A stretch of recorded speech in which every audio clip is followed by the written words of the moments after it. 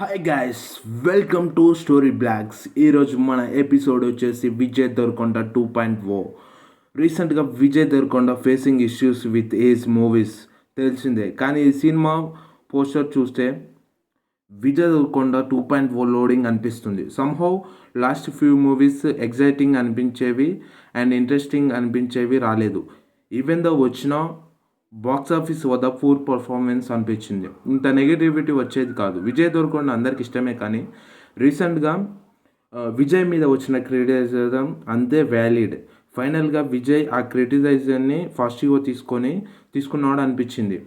రాబోయే 3 మూవీస్లో విజయ్ అయితే స్ట్రాంగ్గానే ఇచ్చాడు. ఫైనల్లీ తన రూట్ మార్చి కొత్త టాలెంట్తో వర్క్ చేస్తున్నాడు. ఒకటి, Taxiwaala Shyam Singha Roy, director Rahul Sankrityan, and second Rajavaru, Ranivaru, and అశోకవనంలో Arjuna కళ్యాణం, రవికిరణ్ కోలా. కాంబినేషన్ కన్నా నాకు ఎక్కువ ఇంట్రెస్టింగ్ అనిపించింది పోస్టర్స్. రాహుల్ సంకీర్తన్ చాలా ఇంట్రెస్టింగ్ పోస్టర్ అనిపించింది. చుట్టూ ఎండిపోయిన భూమి, మధ్యలో శిల, దాని మీద ఎవరో రాజులాగా ఉన్నారు. క్యాప్షన్ ఏమో the legend of the curse land. And ఇక్కడ దాని కింద గట అది ఎక్కడ ఏ పీరియడ్లో జరిగే టైం గట్ట ఇచ్చారు. 1854 అండ్ 1878లో జరిగే స్టోరీ అని క్లియర్గా ఇండికేషన్ ఇచ్చారు. సో స్టాచ్యూ వారియర్ ఎవరు, రాయలసీమ బ్యాక్డ్రాప్లో మూవీ ఇదేనా టైం పీరియడ్ అని.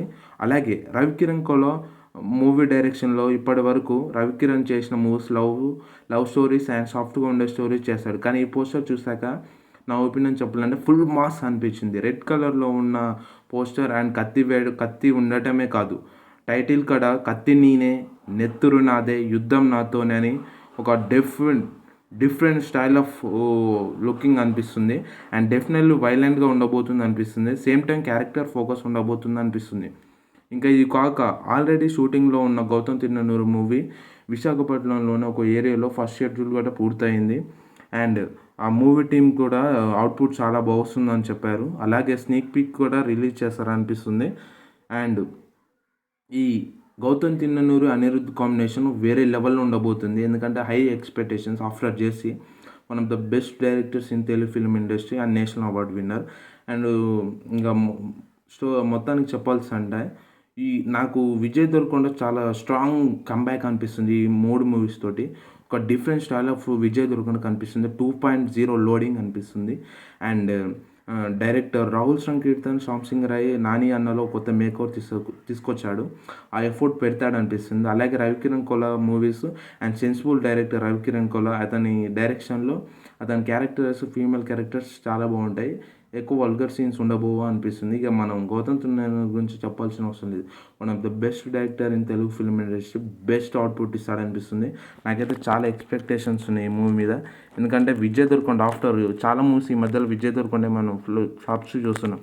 అతని కథను ఎంచుకునే విధానం బాగుంటుందా లేదా ఎలా ఉందనే మనం పక్కన పెడితే అతను కంబ్యాక్ ఇవ్వాలనిపిస్తుంది. అతను చేసిన పెళ్లి చూపులు అయినా, గీతా గోవిందం అయినా, అర్జున్ రెడ్డి అయినా, one of the top class movies in Telugu film industry. ఒక యూత్ను ఒక ఊపు ఊపాడు.